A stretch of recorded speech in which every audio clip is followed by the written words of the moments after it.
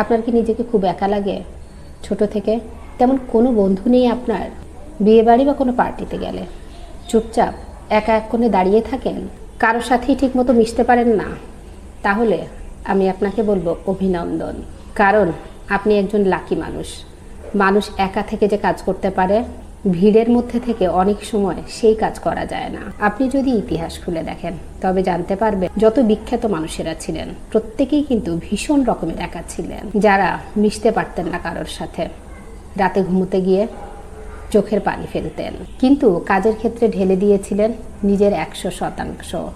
প্রতিটা মানুষের জীবনেই একটা সময় আসে যখন সে একা হয়ে পড়ে, ভাবতে থাকে কোনো মানুষই কেন আমার সাথে বেশি দিন মিশতে পারে না, আমার মধ্যে কি কোনো সমস্যা আছে? কিন্তু মনে রাখবেন, সবাই আপনাকে ছেড়ে গেল, আপনার ট্যালেন্ট আপনাকে ছেড়ে যাবে না।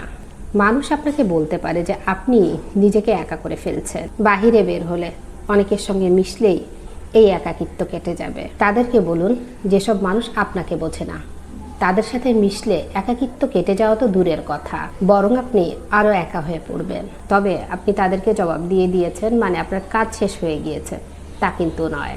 বাহিরের এই পৃথিবী কোনো কিছুতেই কিন্তু আপনার এই একাকিত্বকে দূর করতে পারবে না। সাময়িকভাবে হয়তো ভালো লাগবে, কিন্তু একটু পরে বুঝতে পারবেন আরও বেশি অস্বস্তি আপনাকে চেপে ধরেছে। এর চেয়ে বরং নিজেকে জানুন, মানুষ কি চাইছে সেটা ভুলে যান কিছুক্ষণের জন্য, বরং নিজেকে প্রশ্ন করুন আপনি কি চান আপনার নিজের কাছ থেকে। আমরা অন্যের সম্পর্কে কথা বলতে গিয়ে বারংবার বলি ও আমায় একদম বোঝে না। আপনি নিজেকে ঠিকমতো বোঝেন তো? যেদিন থেকে আপনি নিজেকে ঠিকমতো বুঝতে শিখবেন সেদিন থেকে দেখবেন আশপাশের সব কিছু সহজ হয়ে গেছে। ভেবে দেখুন আপনি কি পারেন। আপনার যদি বিশেষ কোনো ট্যালেন্ট থাকে, স্কিল থাকে, তাহলে সেটা নিয়ে চর্চা করুন। নিজের কোনো অভ্যেস যদি খারাপ লাগে তবে তা আজই বদলে ফেলুন। যদি আপনার মনে হয় যে আপনার ভেতরে কোনো রকমেরই ট্যালেন্ট নেই, আছে, ঠিক করে খুঁজে বের করুন। নিজেকে নিয়ে ভাবুন, ভীষণভাবে ভাবুন। কোন সময় ঘুম থেকে উঠলে কাজে মন বসে আপনার? কি খেলে শরীর ফিট থাকে? কোনো ডাক্তার বা ডায়েটিশিয়ান এটা কিন্তু আপনাকে বলে দিতে পারবে না। আমাদের খারাপ তখন লাগে যখন আমরা থেমে যাই। আসলে আমাদের প্রতিটা মুহূর্তে সময়ের সাথে এগিয়ে যেতে হবে। নিজের মধ্য থেকে বেরিয়ে এই পৃথিবীটাকে জানার চেষ্টা করুন, অন্যভাবে দেখার চেষ্টা করুন। তাকিয়ে দেখুন আপনার মাথার উপরে মহাশূন্য রয়েছে। সেই অনন্ত শূন্যটার কাছে আপনার এই একাকিত্বকে বড়ই তুচ্ছ মনে হবে, সামান্য বলে মনে হবে।